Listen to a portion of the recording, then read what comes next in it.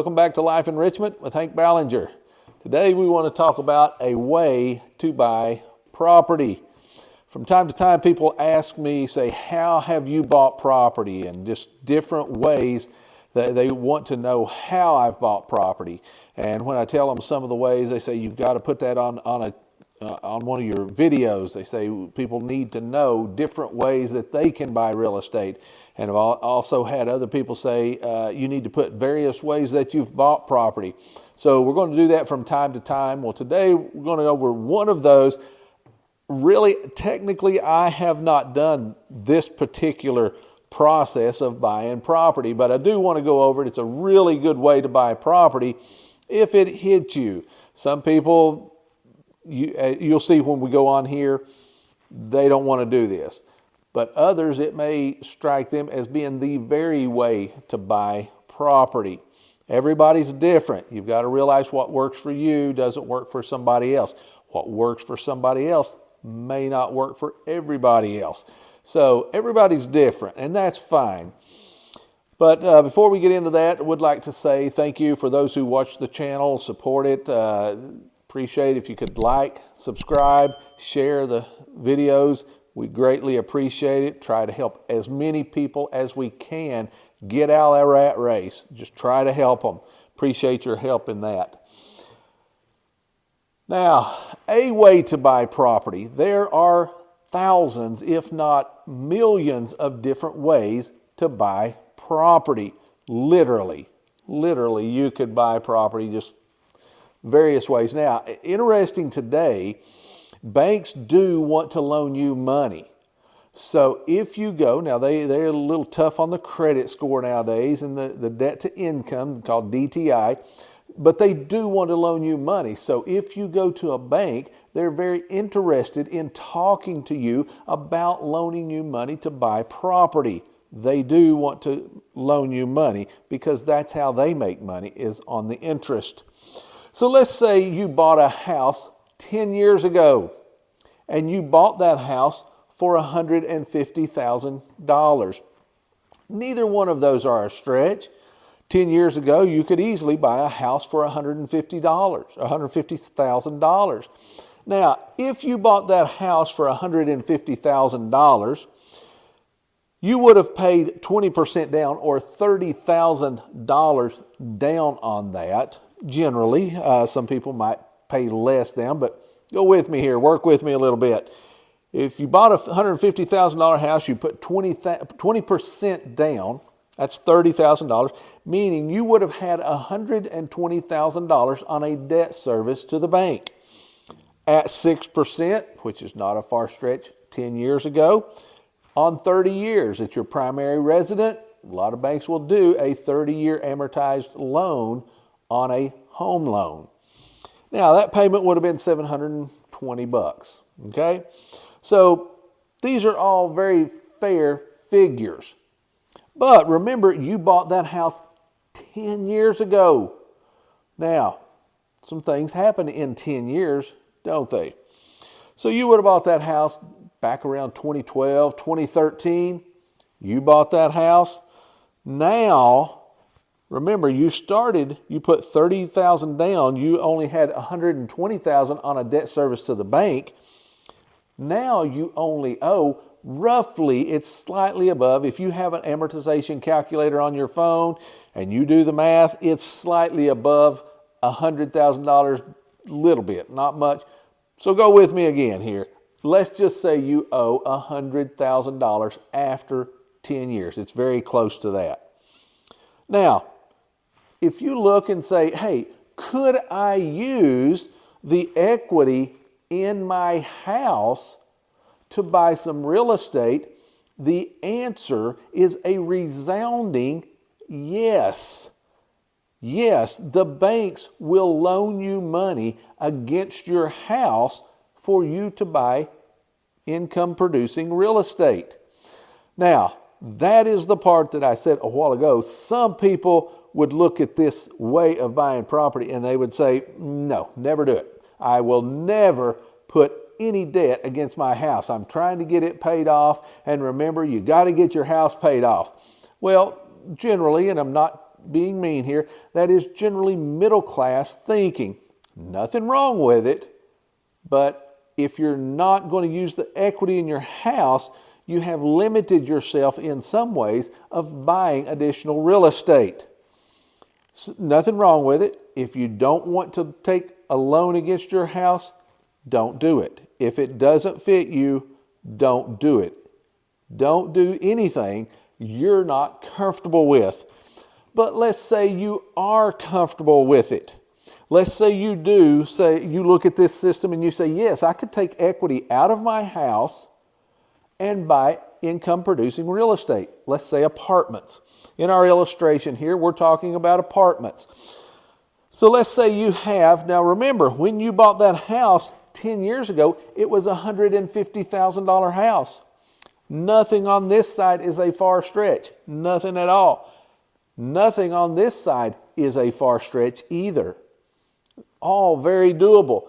Now, 10 years later, your house very easily could be worth $250,000. Now, how do I know that? Because I buy and sell real estate, and because of this pandemic that we have just gone through, our government, now this gets into a little bit of macroeconomics, our government has printed 40% of all dollars that has ever been printed since 1776. Since we became a nation, 40% of all dollars that have ever been printed in our nation since 1776, 40% have been printed in the last 3 years. So all home prices, all apartment prices, all commercial real estate has gone up in value immensely in the last 3 years. But so have eggs and milk and steak. That's inflationary. So when you add that much money, it's inflationary. But your home has gone up in value. So now let's say your home is worth $250,000.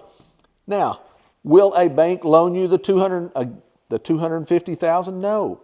They will say, we will loan you up to 80% of the value. That's called 80% LTV, or loan to value. They will loan you to the value of the house, but only generally 80%. Now, if it's a home loan, they may go up to 90 or 85.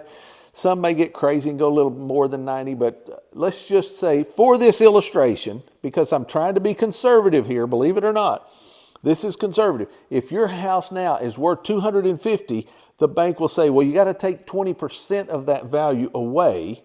So you take $250,000, you take 20% away, that leaves you with $200,000 usable equity against that house.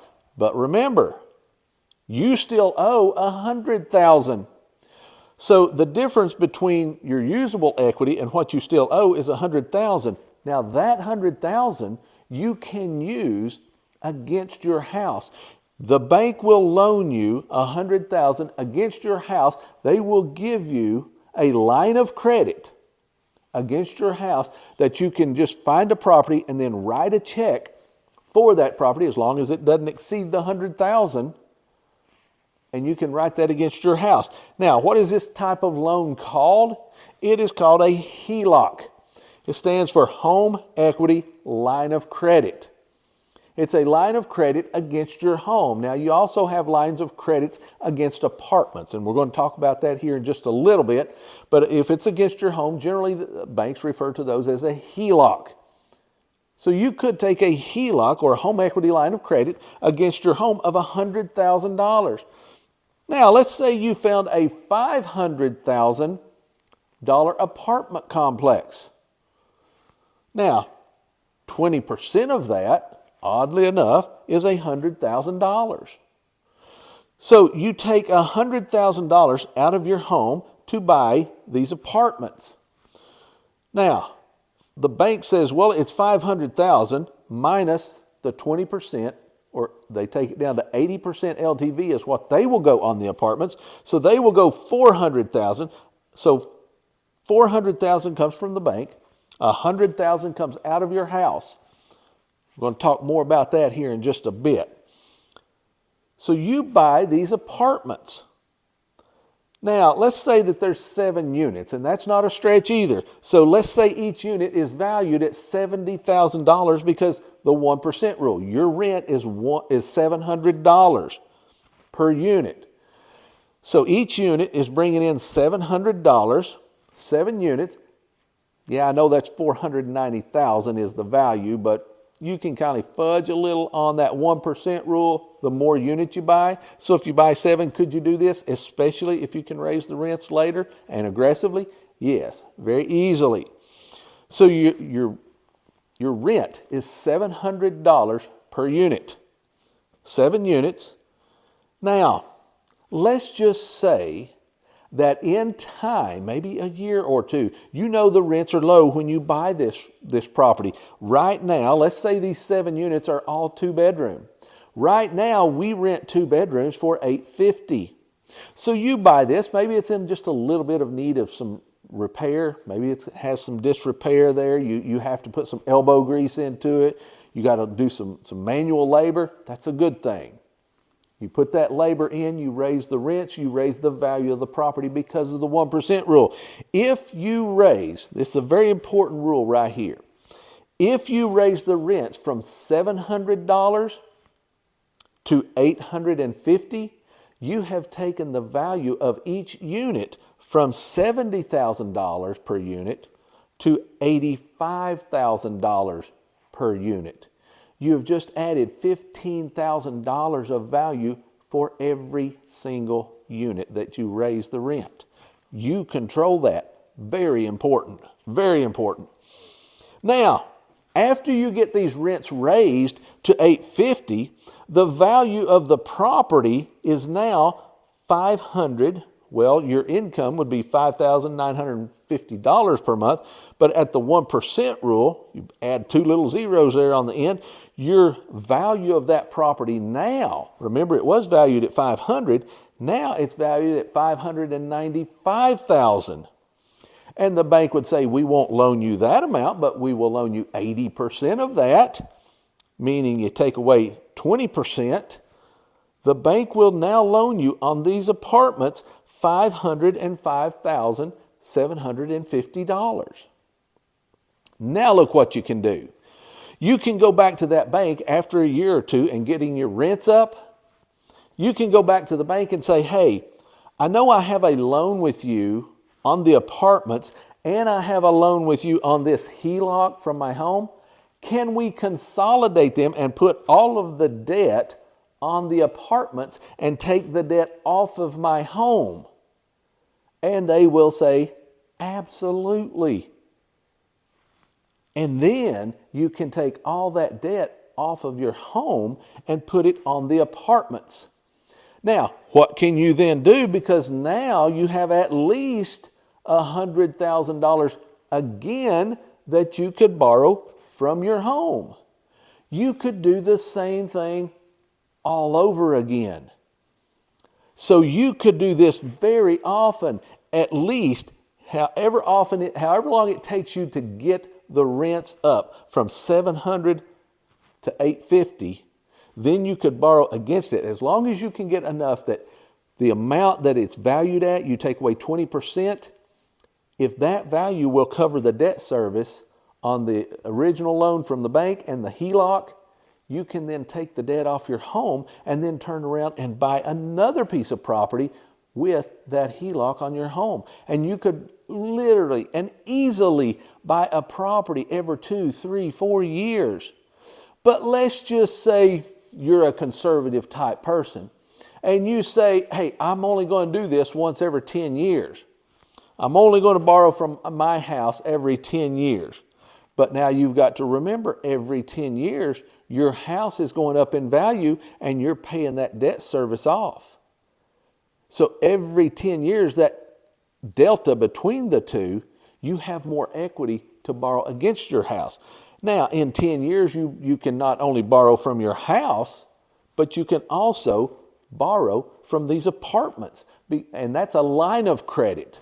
Remember, I told you we would get back to that. See, you would have a HELOC on your home to borrow from, home equity line of credit. But on the apartments, you would have just a LOC, just a LOC, a line of credit that you could borrow from these. And when you get enough equity in these, that the bank says, yeah, you could borrow 50 or 100 or 150 against the apartments, you can now start borrowing against the apartments to do the same thing that you were doing against the home. And then once you take the equity out of the apartments to buy another set of apartments, when those apartments, you get the rents raised, you can take that line of credit off of this and put it over here on the debt on this one, and then use this one again to buy another one, the same as you do on your home. Now, there are two major perks, a lot of perks to do this, but two major perks. Let's look at this. If you use a HELOC against your home and they give you $100,000, you have zero money out of pocket, none. You have no money out of pocket. Yes, it's against the equity of your home, but you have no money out of pocket. Meaning you don't have to have $100,000 just laying around that you've saved up. You have the money in the equity in your home. Also, all of the debt is counterparty risk. Now, what does that mean? That means the $400,000 on this first set of apartments come from the bank. But also the HELOC, the $100,000 you're taking from the home, the bank is giving you that also. Now, because you have no money out of pocket and the bank is giving you the $400,000 and the $100,000, now it may be different banks giving you the 4 and the 1, or it may be the same bank. It doesn't matter. It's still all counterparty risk, not yours. Now, do you have to worry and make those payments? Yes, but you will be able to make those payments because you have income from the apartments. The counterparty risk is very important when you're trying to build wealth. Now, this may be a system, and you may look at this and say, that doesn't work for me, and that's fine. There are thousands and thousands of other ways to buy property. But if this works for you, you could literally take the equity from your home and start building wealth and become redneck rich. See you on the next video.